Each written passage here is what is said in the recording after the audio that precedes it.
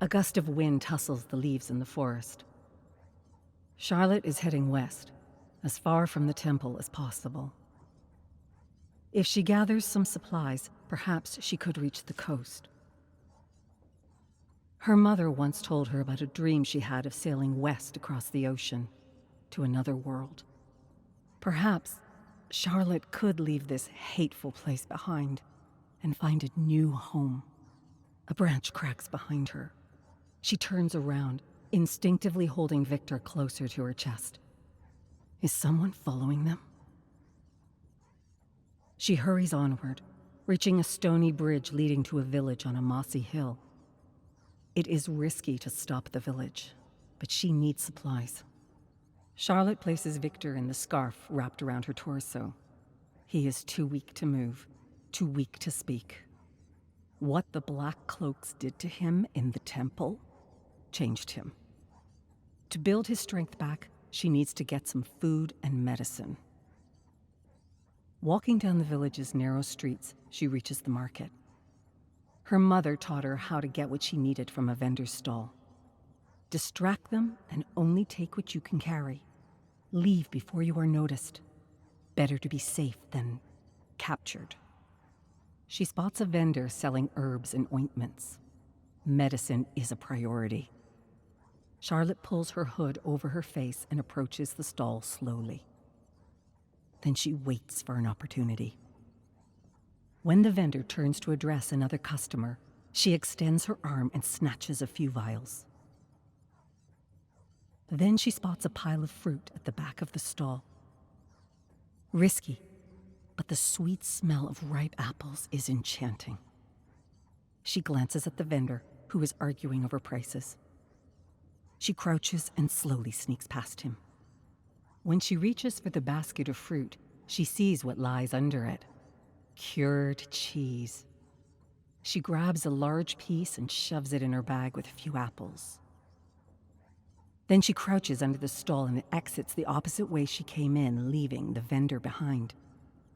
Walking hurriedly, she heads down the street where beggars are kindling rubbish. Despite the stink, the warmth of the flames feels good. Suddenly, a heavy hand falls on her shoulder. A towering man with a bow in his hand is staring down at her. He smiles menacingly. Hunters were talking about you. You're gonna make me a rich man. Charlotte kicks the burning pile of garbage and embers spill on the ground, igniting a puddle of wine. Panic spreads faster than flames as several villagers push the beggars who are trying to stamp out the fire. Amid the commotion, Charlotte darts off, but the menacing villager snatches her bag, bringing her to a full stop.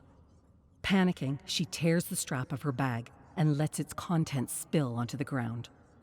Then she runs at full speed until she reaches the stony bridge. Looking over her shoulder, she sees black smoke billowing from the village. Her stomach churns. She once saw a face licked by flames before, cheeks charred like crisp leaves. She bites her tongue, trying to repress the memory. She cannot slow down. The villagers could be on her chase. She heads into the woods, running until she could no longer smell smoke in the air. Charlotte reaches a muddy patch in the woods. Going further this way would leave a trail. Right now, she could not risk it. One of the villagers could be tracking them. The river is the safer route, since it would leave no trail behind. She steps into the icy water, her oversized boots splashing around. In seconds, her clothes are drenched. When the wind howls, her freezing flesh is set ablaze.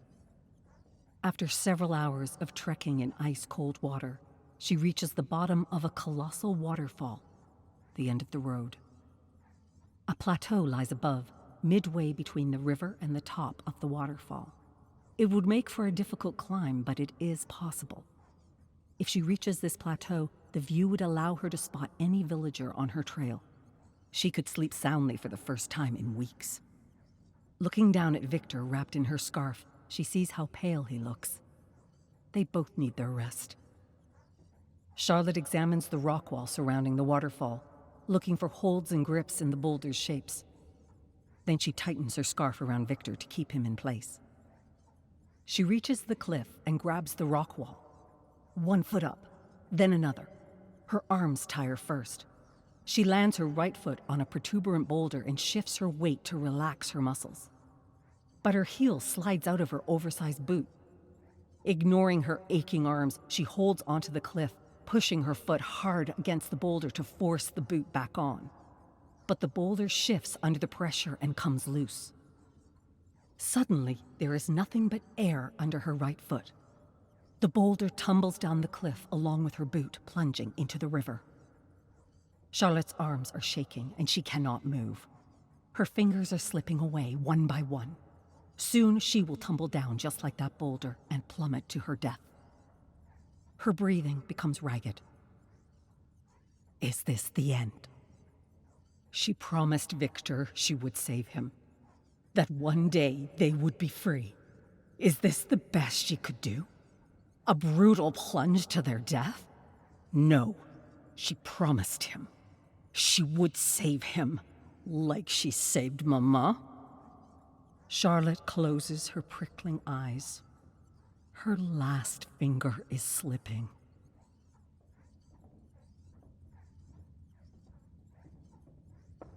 Charlotte feels something cold against her shoulder. She opens her eyes and sees Victor's hand there. That is their signal. He would tap her shoulder when he needed something. She would hold his hand when she needed his attention.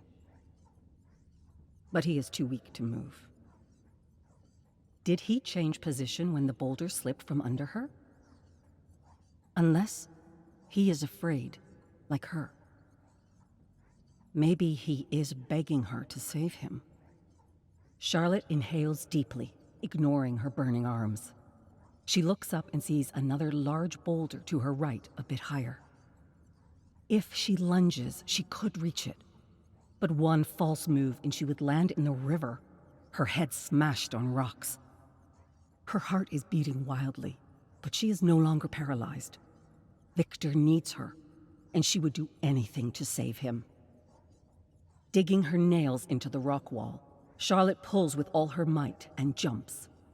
As she lunges into the air, her heart drops. Then her right foot lands on the higher boulder, which instantly shifts from under her. Terrified, she realizes that she is falling, slowly. Frantically grasping at the wall, she sways her arms, ignoring the sharp rocks tearing and burning her flesh. She closes her eyes as she slides down, but her right arm finds a grip, bringing her fall to a stop. As she holds on, her right foot lands on something solid, and she carefully shifts her weight on it. Her ears are ringing wildly, and her whole body is pressed against the jagged edge of the cliff. She looks over her shoulder at Victor. He is cocooned in her scarf, safely. Gritting her teeth, Charlotte looks up. The edge of the plateau is about a toes high. She can do this. Charlotte finds a grip for her left arm. Then she pulls, 1 foot up, then another. On and on for what seems like an eternity. All the way up until she heaves herself over the edge of the plateau, safe. Charlotte collapses on the plateau. For a moment during the climb, she thought it was over. The fear of death is nothing to be ashamed of, but something else happened. For a second, she felt a fleeting relief when contemplating death. And that worries her more than the witch hunters, more than the black cloaks, because it means that she betrayed Victor. For a moment, she abandoned him. How could she be so cowardly and selfish? Charlotte presses her hand over his cheek, ice cold. Isn't he already gone? No, she could not accept that. Losing him would be like laying down in a grave and waiting for soil to smother her. He is her, and she is him. They are one. She caresses his pale cheek. I promise you that one day I will take you far away from here, and we will be safe forever. A dark fog coils at her feet as her eyelids become heavy. Then her eyes close. Charlotte opens her eyes. She sits up slowly. She must have fainted. Instead of looking at the view, she looks down at Victor, who seems asleep. Is he? No. Charlotte could see some color on his cheeks. He will get better. Getting back on her feet, she examines her surroundings. A forest of evergreen trees stands ahead, and behind her, she gasps at the view. Tall pines spread west to the shoreline, where dark waves roll against a long bobbing wharf. A harbor of ships heading west. To admire the ocean view, Charlotte sits on a bed of soft branches. The sun is setting, spilling blood into the sky. She loosens her scarf, unveiling Victor's face so he can see the boats. She reaches for his hand and grabs it, ice cold and limp. Charlotte stifles a sob. Everything is fine. Victor is just weakened by their journey. He is still here with her. Tonight they will rest, and he will get better. Below, large ships are sailing toward the misty horizon, heading further west. They remind her of her mother's dream. When the Black Cloaks were doing their worst to her, she held on to her mother's words. Charlotte never honestly believed in her mother's dream of sailing west. It was just a beautiful escape. But now it is time to believe. A new dream for a new life. Charlotte takes off her hat and wraps it around Victor's hands. Do you know what lies beyond the horizon? Mama told me once. She dreamt of that place just before she fell sick.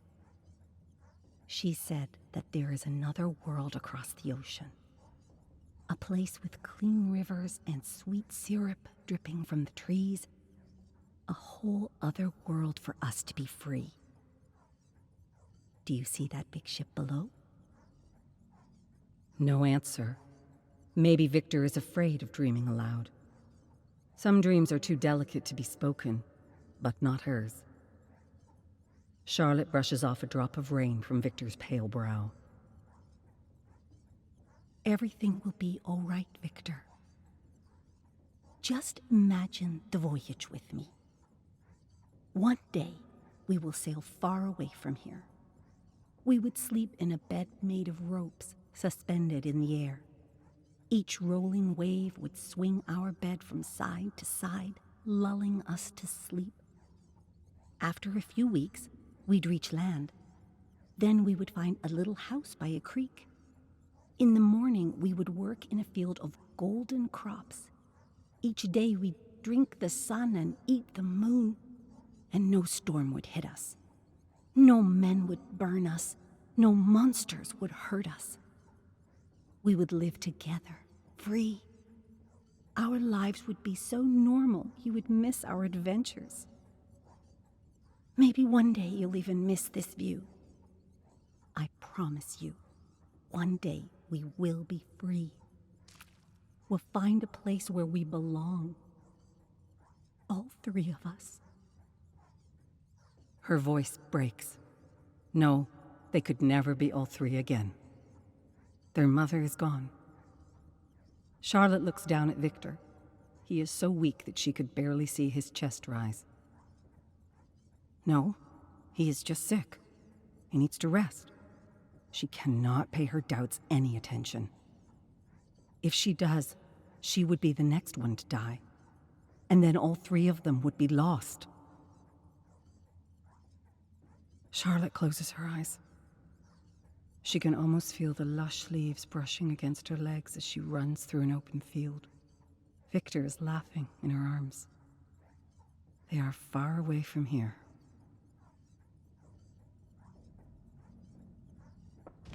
Cold winds howl against the cliff like hungry beasts. A songbird wakes Charlotte. She opens her eyes, feeling every inch of her body protesting in pain. Her throat feels coated in sand. Her temples throb. She feels sick. She looks down at Victor, who got paler overnight. Her fingers curl into a fist. How is she supposed to take care of her brother when her own mother failed? Charlotte feels so lost without her. Looking up, she spots the singing bird, a little sparrow. Images flash through her mind, soft feathers, sharp claws, and a delicate neck in her hands. Blood dripping from her brow as black cloaks beat her, until she wrapped her hands around the sparrow's neck and twisted. They forced her to do monstrous things. But she is no monster. Yet she was treated as one. And why? Because Victor is part of her, and she is part of him. They are one, united by blood and bone. They cry double the tears when hurt. They laugh twice over when glad. And even in their darkest moments, they are never alone. Side by side, forever. Who else could say the same? And yet they pay a heavy price for this gift. They are of one blood and bone. If one perishes, what remains? The night sky is clear and speckled with stars. Charlotte feels too sick to move. Victor must feel worse. Or does he? A low, feral growl echoes from the woods. Charlotte can barely see ahead, but the hairs on her neck rise. Something in the dark watches her. She grabs Victor's hand. Stay calm. Holding a large branch in her trembling hands, she walks towards the noise. Wolves are known to hunt far from villages. The further she travels, the higher the risks of running into one. While scanning the darkness, she spots a crimson trail on the glittering snow. Further ahead, a large wolf is lying in the snow, its gray fur marred with blood. An arrow is planted in its neck. Hunters must have left it to die. The wolf growls as its dark eyes land on her, but seems too weak to move. Then she hears a high-pitched cry. A little white cub hides under the wolf's leg. A dying wolf and its wailing baby, striving to survive. Charlotte knows what she must do, and she hates herself for it. She leans over and grabs the tiny pup into her hands. The pup snaps at her fingers, but its teeth are too tiny to cause any real pain. Howling, the wolf struggles to get back on its feet, but its legs buckle under its weight and crash into the snow. Charlotte ignores the dying wolf's whimpers and digs a hole in the snow too deep for the pup to climb out of. When Charlotte's own mother screamed in agony, she wished someone would have ended her suffering. Charlotte approaches the pup's mother with trembling hands. The wolf growls as she grabs the arrow. In one swift motion, she pulls it out. The wolf howls in anguish and collapses. The cub cries in response, frantically digging itself out of the snow. Charlotte waves her branch at the pup and screams. Run! Run! The pup growls weakly, then darts off into the night. Charlotte's vision blurs as tears mingle with the blood splattered across her face. Is she any better than these hunters? The wolf was too far gone. Such unnecessary pain was cruel. And the hunters would have trapped its pup if it remained close. A life of captivity with its mother's killers. No, Charlotte did them both a mercy. She knows what it is like to be captured by such monsters.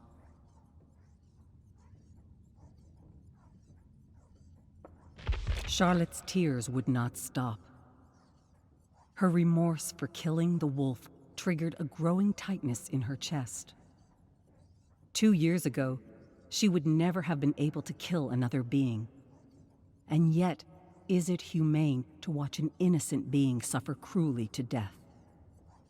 She would have preferred walking away, but she knows better. Her mother's suffering taught her better.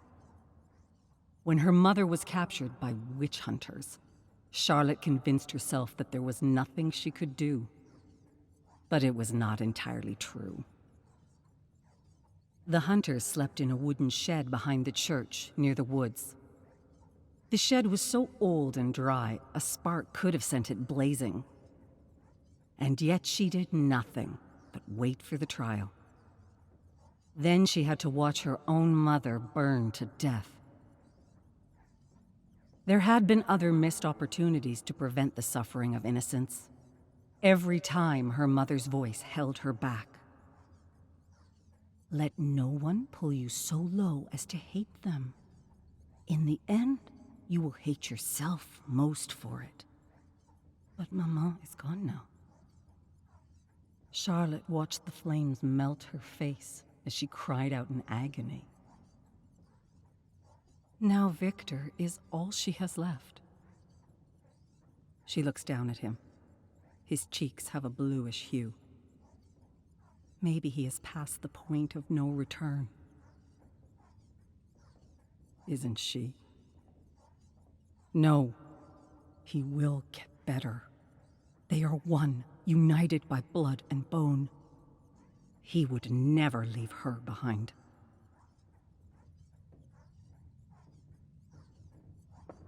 A loud noise wakes Charlotte at dawn. A pile of ashes lies at her feet, the fire long gone. Something cracks behind her. A tall man emerges from the tree line. She remembers him, the villager who tore out her bag at the market. He raises his arm, revealing his bow. Charlotte's heart drops as she sees him draw. Stumbling to her feet, she darts off into the woods. As arrows land beside her, she keeps her eyes fixed on the ground to avoid protuberant roots. Panicking, she rushes her step and her left foot lands on a stump, twisting her ankle awkwardly. She tumbles down to the ground. An arrow lands next to her face, slicing her cheek. Charlotte stifles a scream as she gets back on her feet. Her ankle is throbbing painfully. Then something sharp stabs her leg, and everything slows down. Falling to her knees, she looks down and sees an arrow planted in her calf. A jolt of electricity courses through her. She screams in agony. Panting, she looks down at Victor. His eyes are blank, as if ready for death. She promised him. Charlotte grits her teeth and takes a step forward, dragging her injured leg. The pain is torturous, but she ignores it. Victor needs her. Looking up, she sees a large oak tree perched over a small hill. She could hide there. Every step uphill is an agonizing cycle of tearing and burning.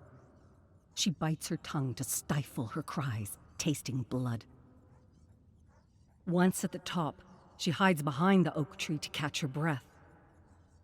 But her vision blurs, and she collapses into a pile of dead leaves. The tip of the arrow dug underneath her skin, tearing up her tissues. She presses her palm against her burning wound. So much blood. Her ears are ringing. Nowhere to run. No escape. Sailing to the new world is an impossible dream. A branch cracks behind her. Charlotte caresses Victor's cheek. They are one, united by blood and bone. He is her and she is him. If one perishes, what remains? Groaning in pain, she sits up slowly. Nothing will tear them apart. Not even death. They are side by side forever.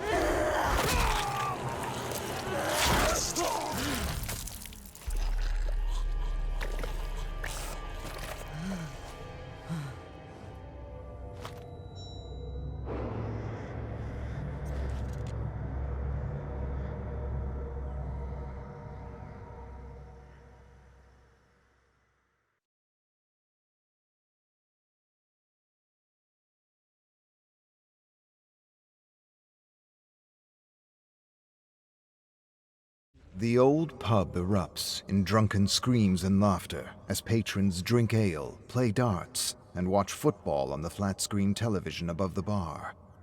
David sits alone on a hard wooden stool at the bar. He can already see Jasmine in his mind's eye. Blonde hair, blue eyes, short skirt, walking out of her apartment with wafts of wild vanilla and a few fun quips like all those black and white films his mother used to watch alone in the kitchen. She's everything like the movies, everything his father admires in a woman, and more, and she's certainly a perfect date for the old man's retirement party in the coming days, sure to turn heads and make him proud. David gulps his evening ale, winces at the bitterness, and thumps the pint against the metal countertop, still feeling the tightness around his neck and shoulders. He figures he needs a little more social lubricant to make this first date go off without a hitch. The last thing he wants is to screw things up before the party. David scans the bar and gestures to his old friend Rick. He slides his empty glass, nods for a refill, and suddenly feels a sharp pain at his left side. Rick returns with a foamy golden pint dripping on the sides as David snatches it from him, takes a sip, and winces. Tastes bitter, and he knows it ain't supposed to be this bitter. He waves Rick over and leans forward. This shit is killing my insides, and it tastes like someone farted in a bathtub of donkey piss. You pulling this shit out of an engine? Or is it real? It's real, Dave. As real as it gets. It tastes like poison. Well, why don't you stop punishing yourself? David's left side pulls again. He struggles to remember if the appendix is on the left side or the right side. He isn't sure. Doesn't matter. Everything hurts in his stomach and chest, and he figures he's better off with a ruptured appendix anyway. Some poisons are good for you. Rick shakes his head in disagreement. I take it easy anyway, unless you want to be a total shit with what's-her-name. Jasmine. A drunk fan approaches David. Look here, as I live and breathe, David fucking King. Why not come and have a seat with us? Ignoring him, David looks up at the football match. I just want to be alone right now. Another time. Come on. Won't you take a few seconds for a fan? David locks eyes with Rick, but doesn't look at the drunk brute at his side. I appreciate the invitation, but I'm kind of going through a rough patch. That's why I'm alone. So please. The drunken fan jabs him in the shoulder. I gotta ask, what did that referee call you that upset you so much? You have shit in your ears? Get away! The fan jabs David again. David catches the finger, snaps it against the joint, and takes another sip of donkey piss as the agonized fan falls to his knees, screaming bloody murder. Rick quickly gestures to a giant of a man who escorts the drunken fan and his entourage out the door before all hell breaks loose. Then he shakes his head at David. One day you're gonna pick a fight with the wrong guy. I told him I wanted to be alone. There was probably a better way to tell him, unless that was about something else. I broke his finger. Nothing more to make of it. Rick's eyebrows furrow. Come to think of it, you never did tell me. Tell you what? What happened with the ref? David shrugs and shakes his head. He said the wrong thing at the wrong time, and I lost my shit. Doesn't matter. Yeah, I can see how much it doesn't matter. David sighs at the sarcasm, and he feels Rick's eyes on him as he takes a swig, then swallows it all down. Like I said, doesn't matter. Ah, secrets. What depths lie beneath the surface, Mr. King? What depths indeed. I've known you 16 years now, and you're still a closed book. You'll tell me, eventually. Rick grabs his empty glass and walks away.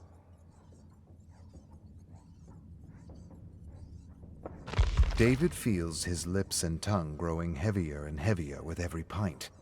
He continues to brag about his new white shirt, his new cologne, and his new friend Jasmine.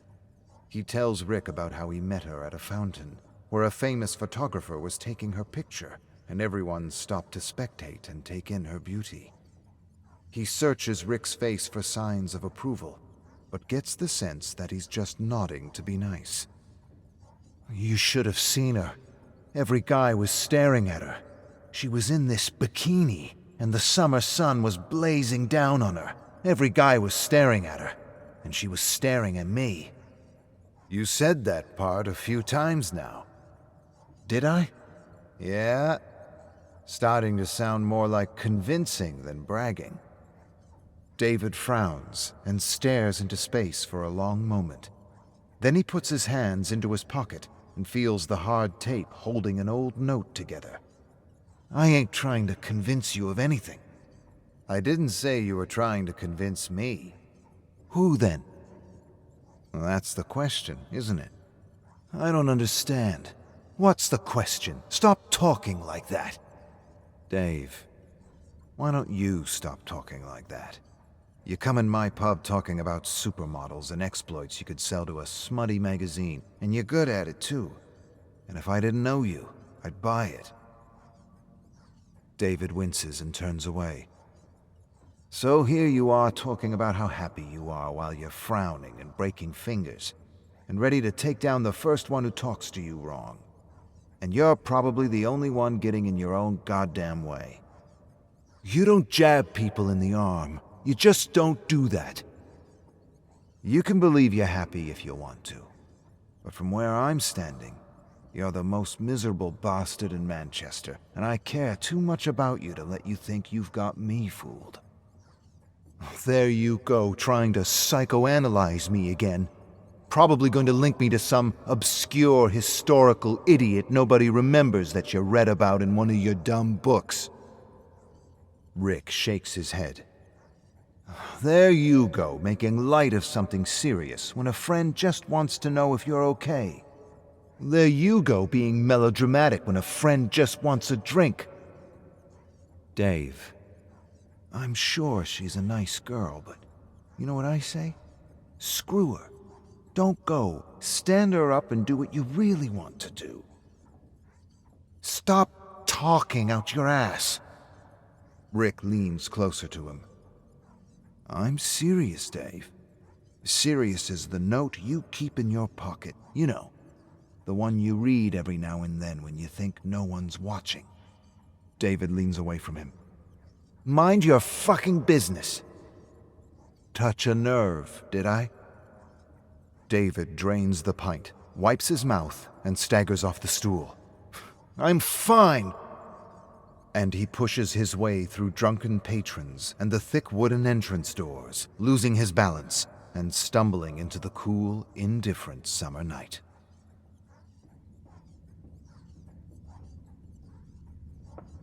David senses someone following him as he hobbles past the alley beside the pub. He turns to see the disgruntled fan and his entourage of idiots. They yell and joke and bark curses at him. It's all a jumble of words to him, but he gets the tone and the general intention. The fan approaches him with a crooked finger. You should be thankful people remember you at all, you pathetic excuse of a human.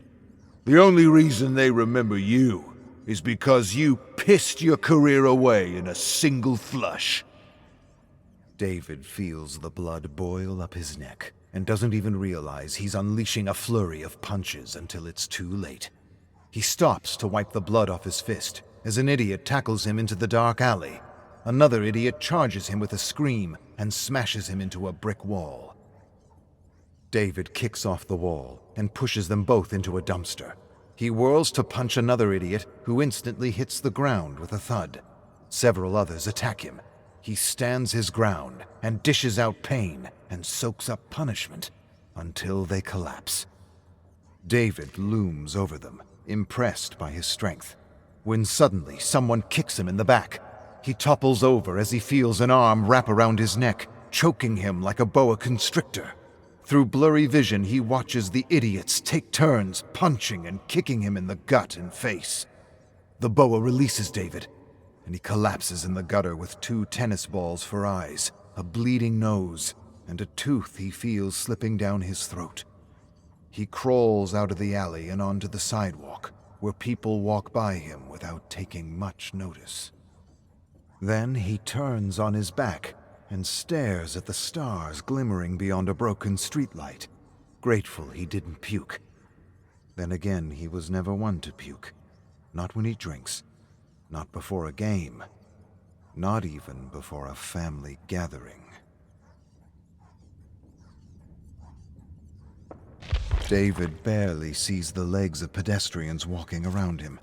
He hears them whispering, talking, laughing, and growing silent as they approach him. Once or twice he heard whispers about seeing if he needed help, but the whispers soon faded, and in the end, no one helped him.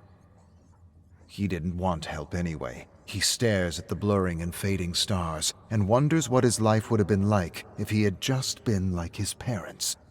Then it dawns on him. He doesn't even know what that means.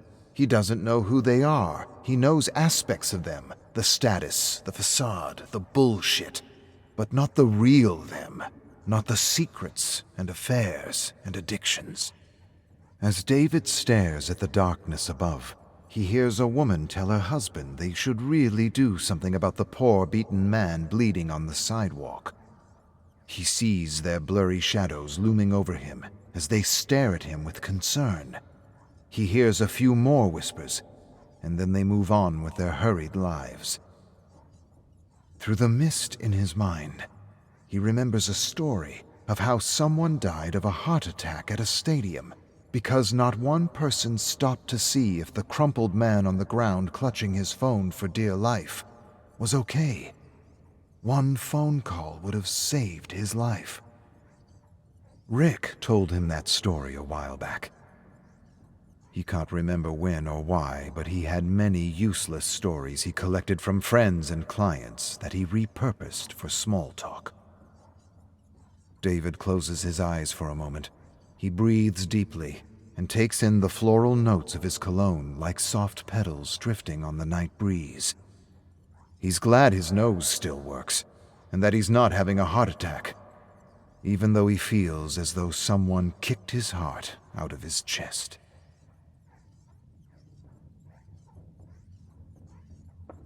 David feels someone lying down beside him. "Someone told me you were out here enjoying the breeze." He recognizes Rick's voice, but doesn't respond. "Nice night. I have never seen a night quite like this one before." David sighs.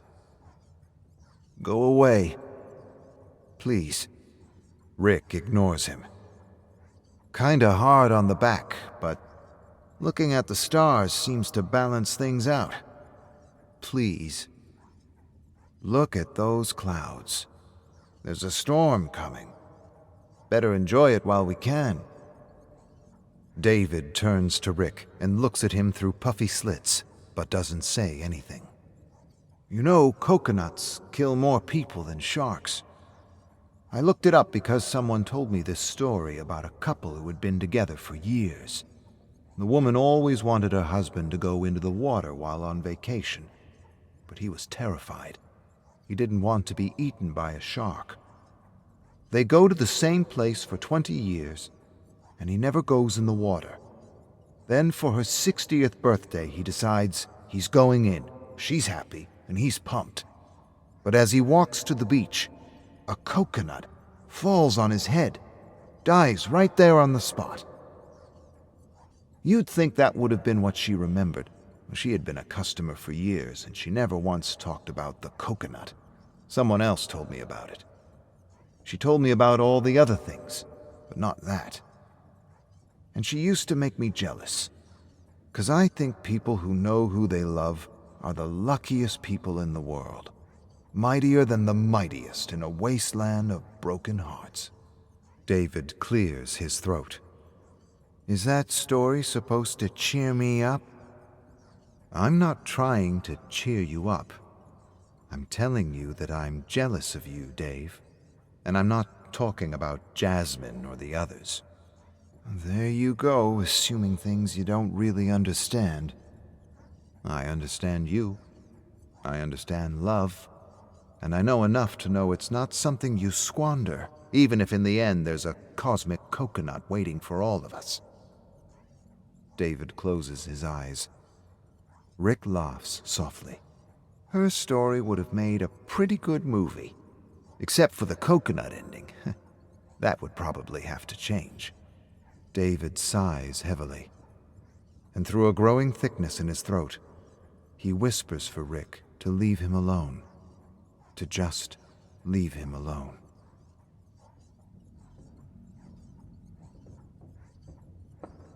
David opens his swollen eyes to find Rick staring at him. I had this regular who stopped coming to the pub a few years back. Found out she was in jail. Imagine that. Jail. Murder. Matter of the heart. She discovered her husband was in love with another woman, so she lured him to their country home, drugged him with sleeping pills, boarded up the doors and windows, and set it on fire while he slept. He woke up and tried to smash his way through the boards, but she was waiting for him with a hammer as he tried to climb through the busted and burning wood. Whack! Whack! Whack! She smashed his arms, hands, shoulder with the hammer until he could scarcely move. All that remained was a terrible mess of a man trying to squeeze through busted boards with thick black smoke pouring past him like molasses. She stands there watching him dripping, burning, breathing, screaming, begging, and doesn't move until the police arrive. David turns away from Rick, but doesn't say anything. Her husband cheated on her before, and it didn't bother her, but this time, well, this time, he was in love.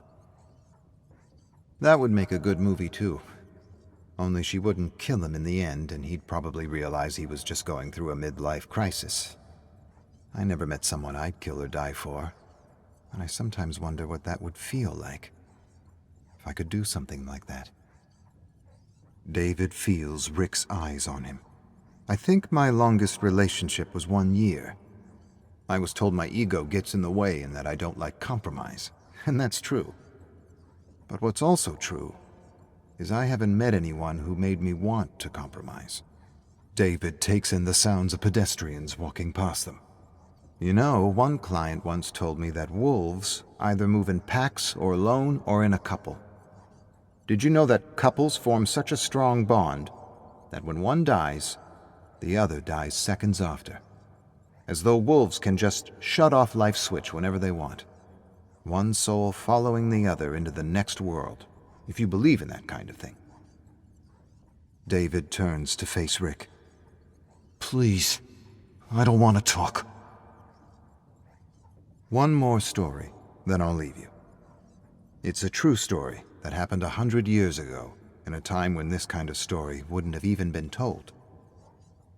I don't remember how they met, but when Richard and Will first laid eyes on one another, they fell in love. And they kept their love a secret, because back then, you could be hung for, well, for not loving like the rest. David feels a sudden warmth rising up his neck. They had secret lives, but eventually they were caught.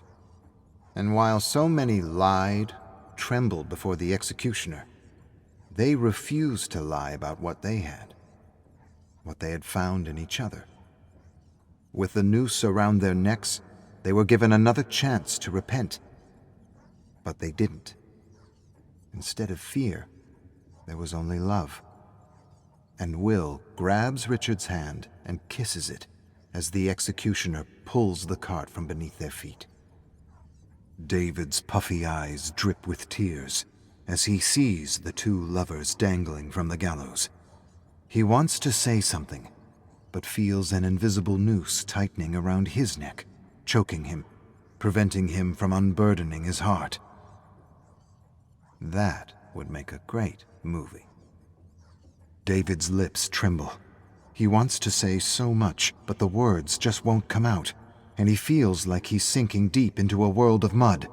Then his face tightens and his whole body quivers as he tries to suppress the pain. Losing the battle, he erupts with gasps and broken words as he desperately tries to breathe.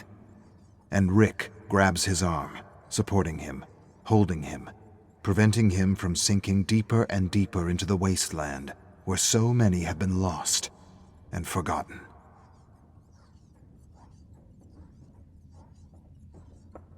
What was it about him?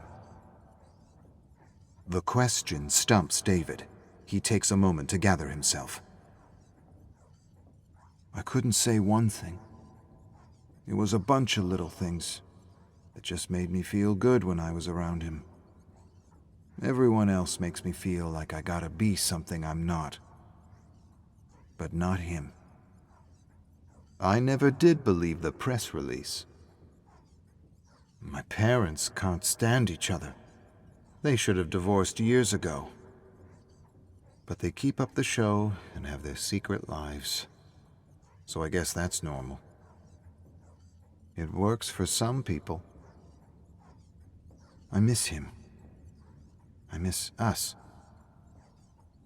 I remember meeting him like it was yesterday.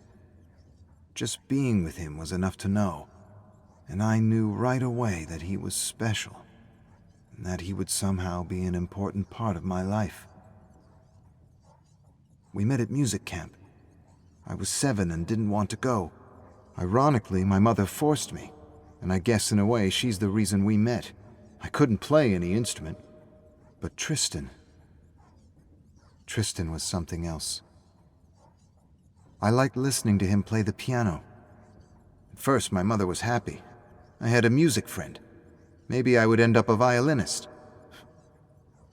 I guess she figured things out faster than I did.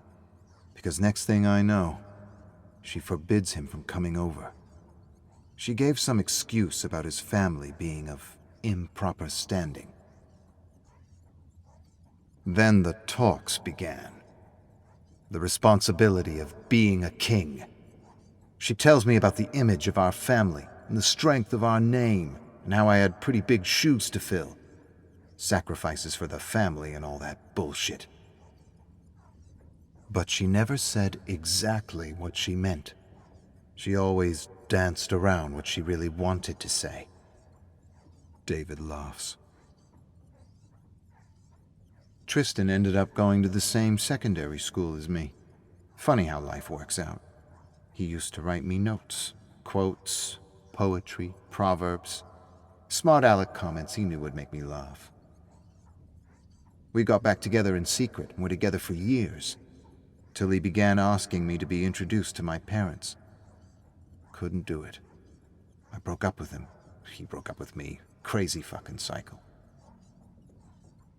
Last year, he wanted a real commitment. He was talking about a family and kids. I nearly brought myself to doing it, but I didn't. I broke it off and broke his heart. He didn't take it so well, got pissed, and actually came to my birthday party at the pub. He just shows up, and he gives me a kind of Great Gatsby toast, and he hesitates. And I know what he wants to do. I know what he wants to say. But in the end, he doesn't. Instead, he says what a good old pal I've been to him. And he makes a smart aleck joke about how I'm a ladies' man who will definitely never settle down. And with tears in his eyes, he finishes his toast with, "To the importance of being king." Smart ass. And everyone toasts to it.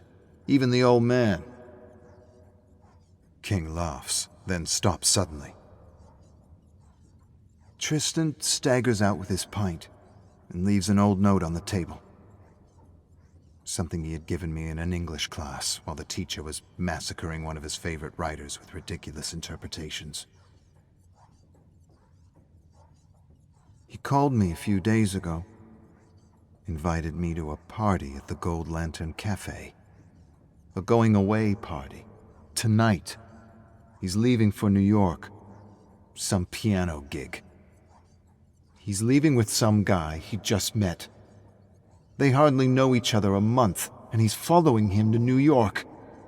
How ridiculous is that? Rick says nothing as they stare at the fading stars for a moment. Silent tears slip out of two narrow slits for eyes. David clears his throat and wipes the tears away with his arm. You ever feel like just stopping? Rick turns to David. I imagined you'd have to start before you could actually stop. Way I see it, you've always been this lion, taking down the bully, the asshole, the abuser. Ever since I've known you, I've admired you for that. You're great at clobbering the shit out of anything that gets in your way, except maybe yourself. I figure you could try building things, growing things, nurturing things. Things like you. Rick squeezes his arm. You're a lion, Dave. And as much as you're going to hate me saying this, you're a circus lion tethered and dressed up like a clown. You need to tear the rope and the costume with your own claws and teeth if you ever truly want to know what it's like to be you. You want to stop something? Stop jumping through hoops. Stop being the clown and just be the goddamn lion you were born to be. You're about to regret something for the rest of your life, and you know it. David stares into space. Rick squeezes his arm again. Way I see it, you owe someone a toast.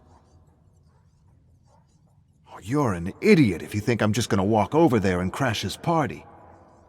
You're an idiot if you don't run.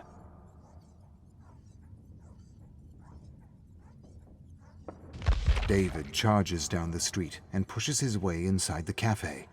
Scanning the room, he doesn't see Tristan or his party. He yells at a waitress from across the room, and to his horror, she tells him Tristan already left for the airport. Her words stun him like a slap in the face. He's too late, and his whole world is spinning out of control. He takes a moment to gather himself. Then he decides and rushes out into the street, screaming wildly for a taxi. A taxi pulls to the curb. The driver looks at David, hesitates, then starts the meter and steps on the gas. Next thing David realizes, he's bolting down the highway, rehearsing what he's going to say to Tristan. He struggles with ideas and words, and feels nothing he comes up with is good enough. The taxi pulls up to the sliding glass doors of the airport, and David vaults out. The driver yells at him. He returns to pay him, and then rushes through the automated doors into a bustling open area. He quickly regards a monitor displaying flight departures, sees one flight leaving for New York, rushes through the terminal, but security stops him in his tracks. Can't pass without a boarding pass. David stares at him, trying to catch his breath as he processes everything at once. He tries to explain his situation, but the brute won't budge, not even an inch. David turns back and rushes to the check-in counter. He buys a business class ticket on the plane to New York. Then he runs back and passes through security. He runs faster and faster, and he's nearly there. He's going to do this. He's really going to do this. Suddenly, he smashes into an older man carting luggage who looks like his father with his salt and pepper hair and chiseled jaw. He tumbles over the ground as fear hits him like a fist, knocking the breath out of him for a moment. Just a moment. In the chaos, he notices Tristan's note on the ground. He grabs it, holds it, remembers. The man yells at David to be careful, but that's the last thing David wants to do right now, as he puts the note back into his pocket and clambers over a pile of luggage and charges away. Within moments, he sees the gate, sees Tristan, laughing with his partner, happy. He freezes in his tracks. Guilt smashes down on him like a brick wall, pushing and squeezing his insides into something awful. At once, everything begins to spin as he realizes he's going to be sick David turns on his heels, rushes to the bathroom with a hand over his mouth, and blasts through a stall to purge his stomach. Then he hobbles out and washes gunk off his face, and feels like the most selfish person in the world. His busted and swollen face sags with the sudden realization that if he loves Tristan, if he truly loves Tristan, he will let him go. Rick got into his head, and he's drunk. That's all this is about. All he needs to do right now is be happy for Tristan. To be happy for him, and go home, and sleep this crazy night off. David walks away from Gate 72 with his head in a whirlwind. He knows he isn't thinking straight, and that it's selfish to pull Tristan back into his mess. He made his bed, and now he has to fucking lie in it. David approaches the security gate, and his heart clenches like a vice. It's impossible to move. Something bigger than his doubt, his guilt and his fear won't allow him to take another step. His hand plunges into his pocket, and he turns the note over and over. Then, in a blazing flash, details of their struggle come back to him. How could he let him go? The one whose voice was the only peace he had ever known, whose laugh was the only joy he had ever experienced, whose every breath filled him with life, and whose every word challenged him to be a better man. How could he leave without even trying? Without showing him that he was, in the end, willing to do whatever it took for what they had. David realizes that if he doesn't seize this moment, he'll never know, and the regret alone would destroy him. Tristan doesn't just make him whole, he makes him real, and no one has ever had that effect on him. Suddenly, he comes alive, and turns, and fucking runs. I don't know what I'll say, but I'll say something, anything. I'll say whatever comes to mind. Maybe those 3 words from his favorite movie. Energy charges through David like a bolt of lightning, making him faster, stronger, and somewhat confident, even though he has no idea what he's going to say or do. He just runs, and his run becomes a stumbling sprint as he sees Tristan with his partner, about to board. His mouth opens in a silent scream as he stumbles and falls on his face. David? Is that you? Tristan grabs David's hand and helps him to his feet. David straightens himself and tries to look presentable despite the busted face and the mingled odor of ale, gunk, and cologne. He smells like someone puked on a bed of flowers, and he knows it. But he forgets how he looks and smells as he tries to stop his hands from shaking. He takes a deep breath, exhales, and calms himself. Then he reaches out and holds Tristan's hands firmly. Words thicken like cement in his throat, and nothing clever or poetic comes to mind. He tries to remember the line from the movie without success. Tristan's partner steps forward, but Tristan gestures for him to be patient as he pulls David aside. What's wrong, David? What the hell happened to you? David wants to tell Tristan he means the world to him. He wants to say, I love you, but instead he says, no more bullshit. Tristan mimes the words slowly, trying to understand. David says them in a whisper, again and again, as he desperately waits for Tristan to say something, anything. Tristan says nothing, but his eyes mist, and he suddenly looks happy and sad and very confused at the same time. In the rainy darkness of night, David staggers down a street he doesn't recognize, drenched, cold, singing some half-remembered folk song. The last thing he expected was a fairy tale ending, and of course he understands Tristan needs time to think things through. How much time? Hopefully not much. Just enough for him to step off the plane and call him to say, "As you wish." Shit. Now he remembers. At exactly the wrong moment. David smirks. Doesn't matter. He's never felt so good, so free, so euphoric in his life.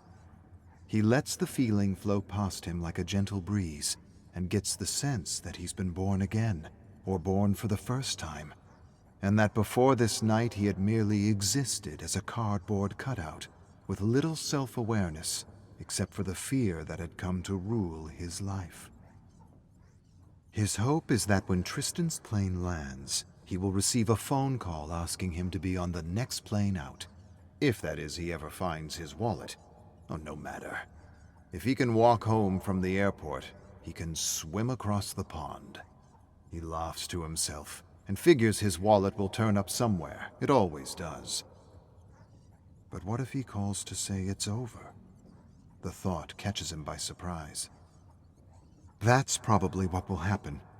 Truth is, love doesn't triumph, and our fears get the best of us, always. That's why fairy tales are written, to escape the endless disappointments and heartaches of real life. Regardless of what you think, your love isn't strong enough, and when he calls, it's only to tell you it's over, for good, because he won't let you break his heart again. David drowns the thoughts by singing louder and louder. Then he stops suddenly when he sees a park he half recognizes. It resembles a park where he and Tristan used to sit on a bench and people watch all day. He enters the gates, and for a moment he hears Tristan's voice singing with him. He stops, looks around, but doesn't see anything through thick, slanting sheets of rain. David continues through slumbering bushes and sagging flowers under a thick canopy dripping and pit-pattering with rain. He walks ahead until he hears a soft whisper. No more bullshit. He turns to face Tristan.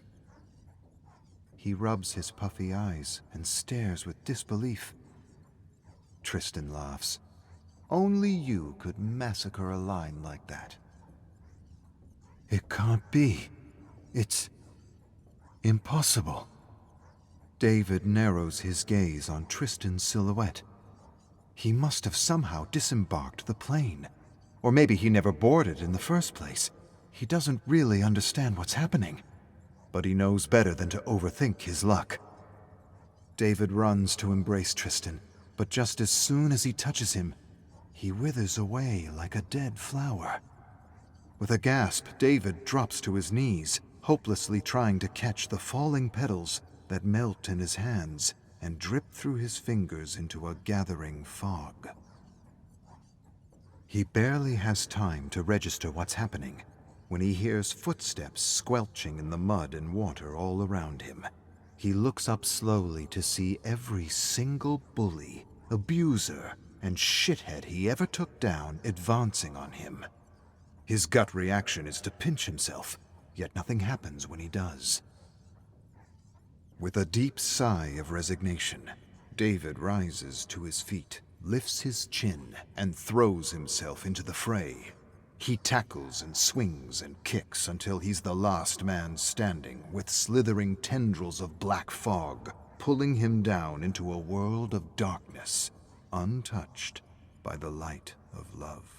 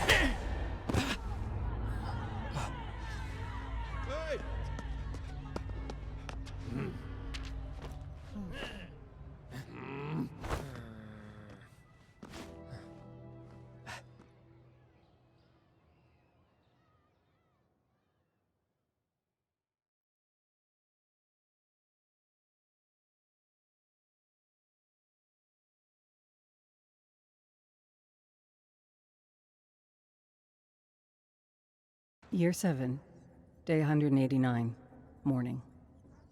Through the endless reaches of this dark dimension, we have made an astonishing discovery. A tower like a lighthouse in a thick ocean of fog, calling out to us with music.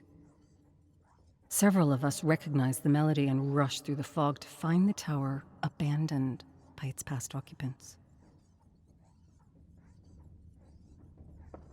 Year 7, day 189, afternoon. I still don't have a clear picture of who lived in this tower before, other than they enjoyed golf and whiskey and kept extensive journals of people trapped in this dimension. Year 7, day 189, night. Some are calling our temporary home Chateau Arkham. Others are calling it the Arkham Hotel, and the scriptwriter James Rich insists on calling it the House of Arkham, as it reminds him of a dime comic he once read based on a story by Lovecraft. We cleared the rooms, and I took possession of the study, where I found vinyl records and cassettes with stories and journals read by the previous occupant. The Chateau, my preferred name, has items and technology from other worlds that are quite difficult to understand. There is one contraption in the basement completely on the fritz. It emanates blue energy, and it seems to be manifesting memories from the atmosphere. I've ordered the basement off limits until we know more. Year 7, day 189. Postscript. A few of us read stories and drank a little whiskey before retiring to bed. Good stuff. Helps take the edge off. James Rich. Journal of a moving picture. Of dreams and madness. I have attempted to prepare a quick outline of what this story will be, and I'm starting to sense I will need to disregard the formula for the previous pictures I've written and attempt something new.